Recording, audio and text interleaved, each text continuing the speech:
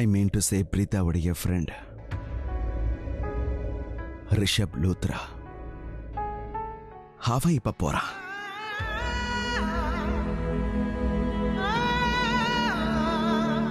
அதுவும் ஒரேடியா போறான். அண்ட் அதோட நான் திரும்பி வரவே மாட்டேன். நீ சந்தோஷமா இரு.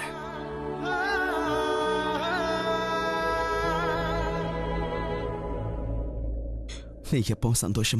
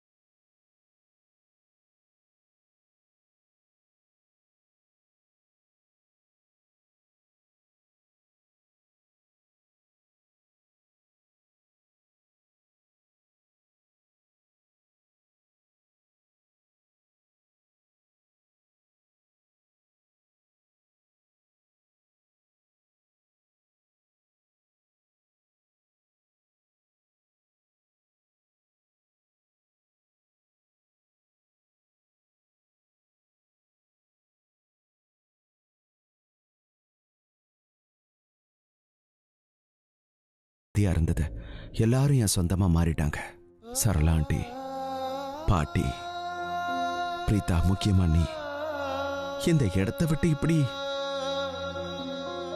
ரொம்ப தூரமா போயிடுவேன்னு எதிர்பார்க்கவே இல்லை. எல்லாரும் என்னை விட்டு போறீங்க. பிரீதா, நீ என்னை விட்டு போயிட்ட. எல்லாமே போயிடுச்சு. பரவாயில்ல. என் குடும்பத்துக்காக இதையும் தியாகம் பண்ண மாதிரி இருக்கட்டும். சரி, அதான் எதுவும் இல்லைன்னு ஆயிடுச்சு. இனிமே நான் கண்டிப்பா திரும்ப இங்க வரவே மாட்டேன். வாய்ப்பே இல்லை.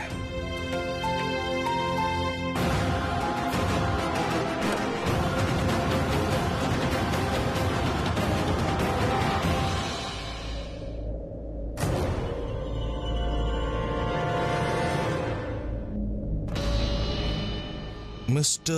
Prithvi, you are not just great, but the greatest. ஒருவேளை இப்ப மட்டும் என் கையில ஆர்த்தி தட்டு இருந்ததுன்னா நான் உனக்கு ஆர்த்தி எடுத்திருப்பேன். உண்மையிலே நீ கலக்கிட்டயா? அவ்வளோ பிரச்சனைகளை கடந்து ஃபைனலி நீ இப்போ கல்யாண மண்டபம் வரைக்கும் வந்துட்ட. அண்ட் அந்த கில்லி தண்டா பிளேயர், அவன் முகத்தை பார்த்துருக்கணுமே. அப்படியே தோத்து போன முகத்தோட ரொம்ப கோவமா, ரொம்ப ஃப்ரஸ்ட்ரேட்டடா எப்படி இருந்தா தெரியுமா? என்னோட சண்டை போட்டு ஏதாவது பிரச்சனை பண்ணுங்கிற மாதிரியே இருந்தான் அவன். ஆனா என்ன ஆச்சு? ஒன்னும் ஆகல. அவனால எனக்கு எதுவும் செய்ய முடியல.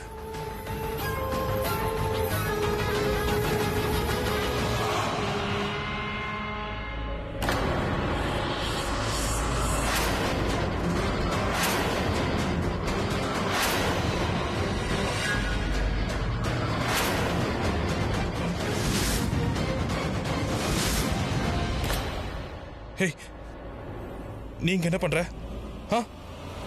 நீங்க ஏன் வந்த? எப்படி வந்த? ஏன் வந்த? எதுக்கு வந்த? இந்த கேள்விக்கெல்லாம் பதில் சொல்றதுக்கு எனக்கு சுத்தமா டைம் இல்லை. நான் இப்ப என்ன செய்ய வந்தனோ அதை முதல்ல செய்யணும். என்ன இப்ப நீ என்ன பண்ண வந்திருக்க? இங்க பாரு, என்கிட்ட பகச்சுக்காத. இப்ப எனக்கு கல்யாணம் ஆக போகுது. நீ ஒரு வேலை பண்ணு, இங்க இருந்து கிளம்பு. கிளம்பு.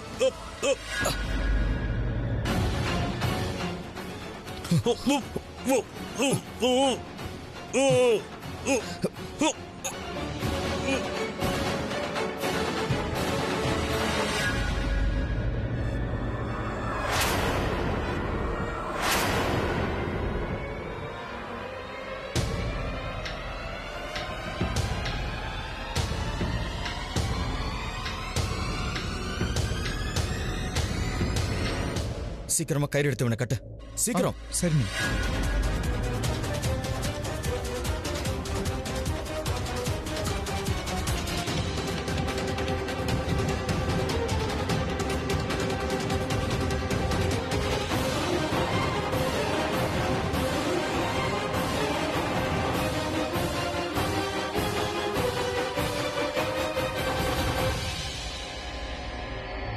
அண்ணா இவனை எங்க மறைச்சு வைக்கிறது?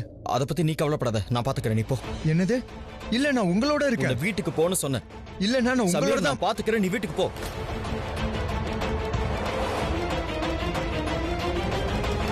All the best. பாத்து ஜாக்கிரதை. ஓகே ஜாக்கிரதைண்ணா.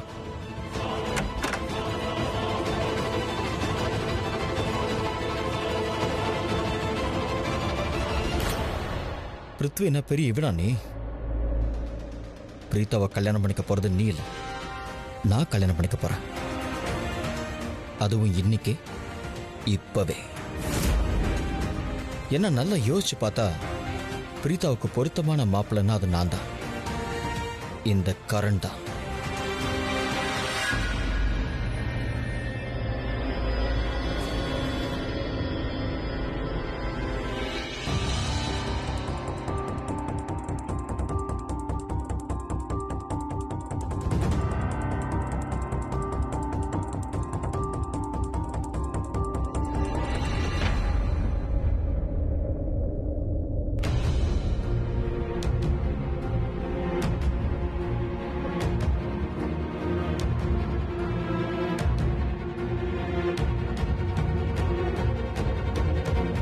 உண்மையை சொல்லணும்னா எனக்கும் ஒன்றும் புரியல.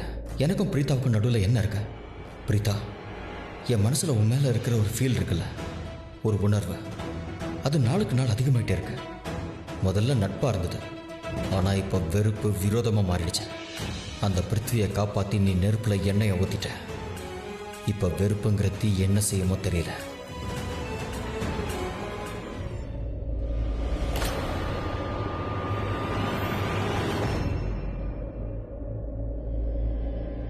கர்ணண்ணா என்ன ஏன் வீட்டுக்கு போக சொன்னாரு? என்ன அவரோட அங்கேயே இருக்க சொல்லிருக்கணும்ல. கர்ணண்ணா என்னதான் பண்றாருன்னு எனக்கே ஒன்னும் புரியல. அண்ணா என்னதான் செய்யறாரோ அது ரொம்ப டென்ஷனான மேட்டர் தான். இதை வேற யார்கிட்டயுமே சொல்லாதன்னு சொல்லிட்டாரு. ஆனா என்ன பிரயோஜனம்? கல்யாணம் ஆனதுக்கு அப்புறம் யார்கிட்டயும் சொல்லலைனாலும் தெரிஞ்சிடும்ல. அவங்க மொத்த குடும்பமும் அப்படியே ஆடி போகுது. ஆனா நம்ம குடும்பம் என்ன ஆகுறது? இப்ப நம்ம வீட்லயும் பிரீத்தாவை யாருக்குமே பிடிக்கல. எல்லாரும் பிரீத்தாக்கு அகைன்ஸ்டா இருக்காங்க. ரெண்டு குடும்பத்துக்கு ஒருத்தருக்கு ஒருத்தர் பிடிக்கல. இந்த மாதிரி நேரத்தில் அவங்க ரெண்டு பேருக்கு கல்யாணம் ஆக போகுது. என்ன ஆகுமோ? கல்யாணம் முடிஞ்சது என்ன ஆக போதோ தெரியல.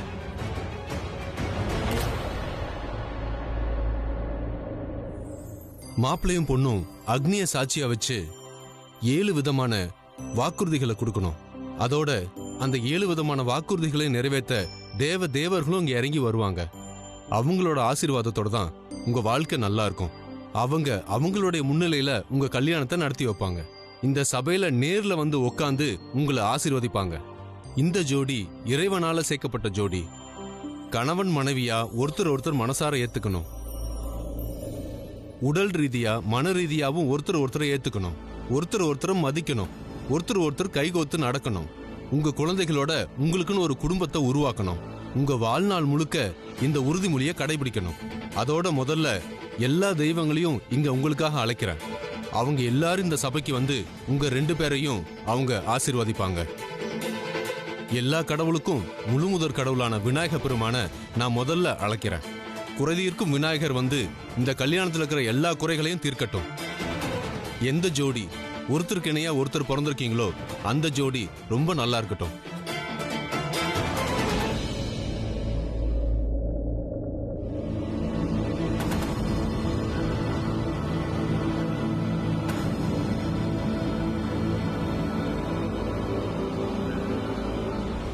எனக்கு ஒன்று நினைச்சா ரொம்ப பாவமா இருக்கு பிரீதா. இப்ப நடந்துகிட்டு இருக்கிறது கல்யாணம் இல்லை, உன் வாழ்க்கையிலேயே நீ பண்ற பெரிய தப்பு. இதுக்கு முன்னாடி உன் முகத்துல ஒரு சின்ன வருத்தத்தை பார்த்தா கூட எனக்கு ரொம்ப கஷ்டமா இருக்கும். என்னமோ தெரியல, நீ கஷ்டப்படுறத என் மனசு தாங்குமான்னு டவுட்டா இருக்கு. ஆனா இந்த நிமிஷம் எனக்கு என்ன தோணுதுன்னா, நீ கஷ்டப்பட்டா அது எனக்கு பெரிய சந்தோஷத்தை கொடுக்கும்னு தோணுது. என் மனசில் ஏற்பட்ட காயத்தோட வலி குறையும். அது கொஞ்சமாவது சரியாகும்னு நம்புகிறேன்.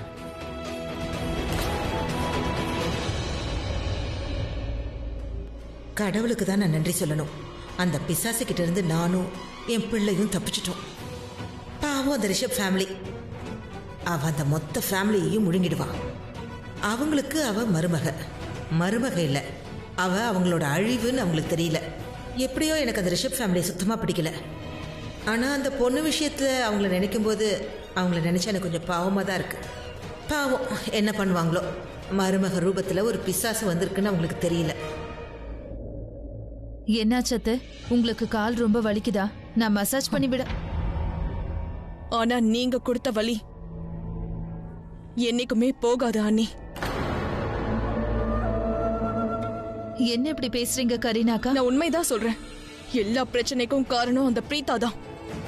அண்ணாவோட இந்த நிலைமைக்கா, அம்மாவோட வலிக்கா, இந்த குடும்பம் அவமானப்பட்டதுக்கா, எல்லாத்துக்கும் காரணம் அந்த பிரீதா தான்.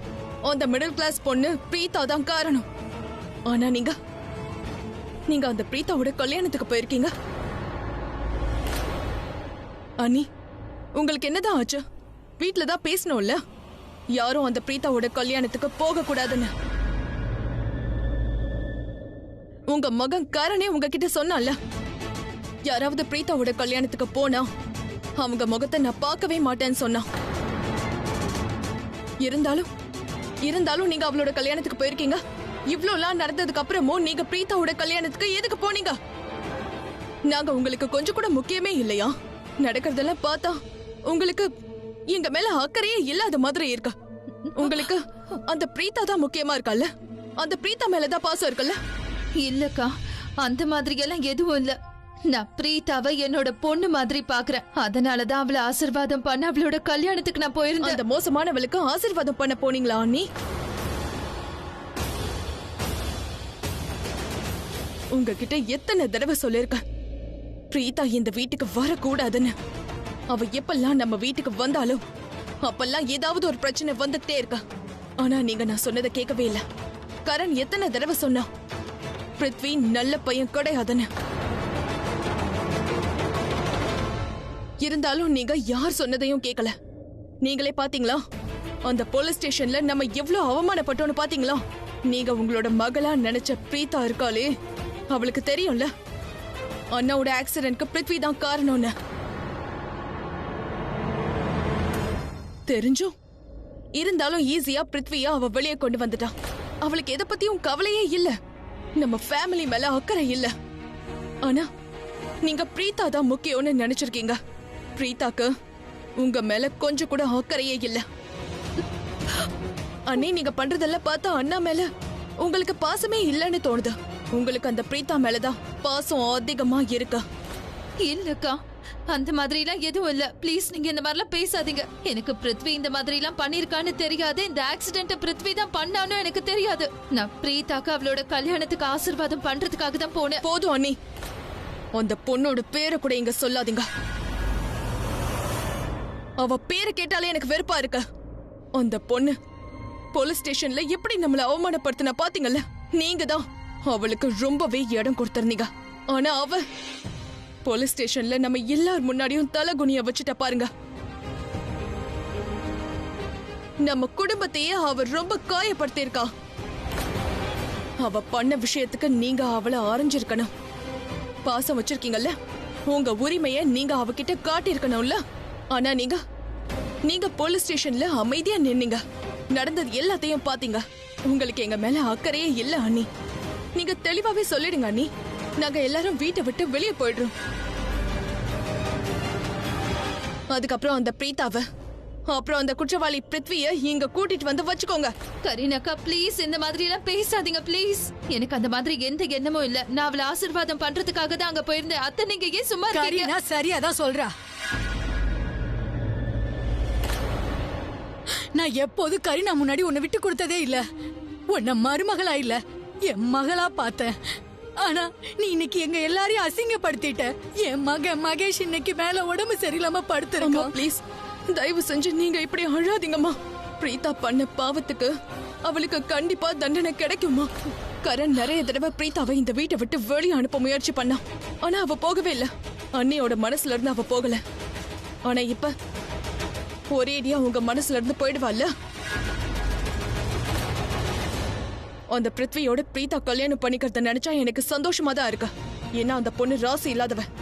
எந்த வீட்டுக்கு அவ போனாலும் சரி, அந்த வீட்டுக்கு அபசகுணத்தை கொண்டு போவா. அண்ணாவோட குற்றவாளிக்கு தண்டனை கிடைக்கலன்னு நினைக்கும் போது எனக்கு கஷ்டமா இருக்கு. அதே நேரத்துல சந்தோஷமாவும் இருக்கா. பிரீத்தா கல்யாணம் பண்ணிக்க போறான். இதுக்கப்புறம் அவ செத்தாலும் சரி வாழ்ந்தாலும் சரி நமக்கு அதை பத்தி கவலை இருக்கக்கூடாது. ஃபைனலி அந்த மிடில் கிளாஸ் பொண்ணு நம்ம வாழ்க்கையை விட்டு ஒரேடியா போயிட்டான்னு சந்தோஷமா இருக்கா. Thank God for that. கரீனாத்தா சொன்னது ரொம்ப கரெக்ட். பிரீத்தாங்கிற பிரச்சனை இந்த குடும்பத்தை விட்டு மட்டும் இல்லை, என் வாழ்க்கையை விட்டும் போயிடுச்சு. இதுதான் நான் விரும்பினேன். அதுக்காக தான் நான் இதை செஞ்சேன். ஒரே கல்லில் 2 மாங்காய். அந்த பிரீத்தாங்கிற பேரு இதுக்கப்புறம் என் வாழ்க்கையில என்னைக்கும் குறுக்க வரவே வராது. அதோட இனிமே இந்த குடும்பத்தை ராஜ்யம் பண்ண போறது நான் மட்டும்தான்.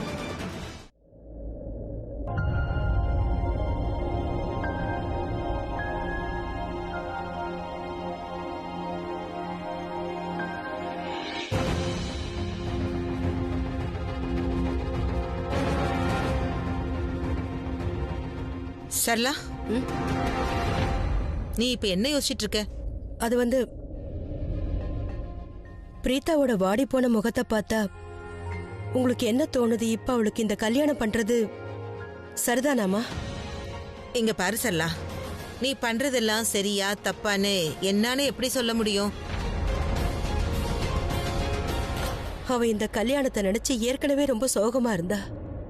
மண்டபத்துக்கு வர்றதுக்கு முன்னாடியே நான் அவகிட்ட கேட்டேன். அவ எதுவுமே சொல்லல. சரி, அந்த கரண் குடும்பத்துல இருந்து யாரும் வரலையேன்னு நினைச்சு அவ வேதனைப்படுறாளும் தான் நானும் நினைச்சுக்கிட்டு இருந்தேன். ஆனா அவ போலீஸ் ஸ்டேஷன்ல கரண் குடும்பத்துக்கு எதிரா பேசி பிருத்திவிய வெளியில கொண்டு வந்துட்டா. அதுக்கப்புறமாவது அவ சந்தோஷமா தானே இருக்கணும். ஆனா அவ இப்பவும் சோகமா தான் இருக்கா. இங்க பாரு சரளா, ஒரு மனுஷனோட மனசுல நிறைய பின்னல்கள் இருக்கும். சிலது அருந்து போகும், சிலது உறுதியா இருக்கும். எல்லாத்தையும் புரிஞ்சுக்கிறதுங்கிறது ரொம்ப கஷ்டமா. ஆனா என்னால ஒண்ணு மட்டும் சொல்ல முடியும். நீ ஒத்துக்கிறியோ இல்லையோ, ஆனா பிரீத்தா மனசுல என்ன விரும்புறாங்கிறது உனக்கு நல்லாவே தெரியும். பிரீத்தாவோட மனசுல என்ன இருக்குன்னு எனக்கு தெரியாது. ஒருவேளை உங்களுக்கு ஏதாவது, உங்க மனசுக்கு ஏதாவது தோணுச்சுன்னா என்கிட்ட சொல்லுங்க. அவ என்ன விரும்புறா? இங்க பாரு சரளா, பிரீத்தா உன்கிட்ட என்னெல்லாம் சொன்னாலோ அதுதான் என்கிட்டயே சொன்னா. அம்மா, ஆனா பல நேரத்துல பல விஷயங்கள் நமக்கு புரியாது. ஆனா கண்ணுல நல்லா தெரியும். அதனால இப்ப எனக்கு நல்லா தெரியுது, இந்த உலகத்திலேயே பிரீத்தா ஒரு குடும்பத்தை ரொம்ப மதிக்கிறானா அதுதான் கரணோட குடும்பம். பிருத்வி குடும்பத்தை விட ரொம்ப அதிகமா மதிக்கிறான். ஆனா அம்மா, அந்த மாதிரி ஏதாவது இருந்திருந்தா அவ பிருத்திவியை போலீஸ் ஸ்டேஷன்ல இருந்து காப்பாத்திருக்க மாட்டா. அந்த கரண் குடும்பத்துக்கு எதிரா அந்த மாதிரி அவ பேசியிருக்கவும் மாட்டா. ஆமா, பிருத்விக்கு அவ சப்போர்ட் பண்ணா. ஆனா எதுக்கு சப்போர்ட் பண்ணா? பிருத்வி தப்பு பண்ணலன்னு நினைச்சா. பிருத்வி மேல தப்பு இல்லைன்னு நினைச்சா. அதனால அவனை காப்பாத்தணும்னு நினைச்சா. ஆனா அத அவ மனசால செய்யல. பொதுவா மனசு சம்பந்தப்பட்ட விஷயத்துல உன்னோட மூளை வேலை செய்யாது. மனசுக்கு என்ன பிடிச்சிருக்கோ அது பிடிச்சிருக்குதான். அவ ஒன்னும் பிருத்வி மேல இருக்கிற காதலால எதிர்த்து போராடல. இப்போ மாலையை மாத்திக்க நீங்க எந்திரிக்கலாம்.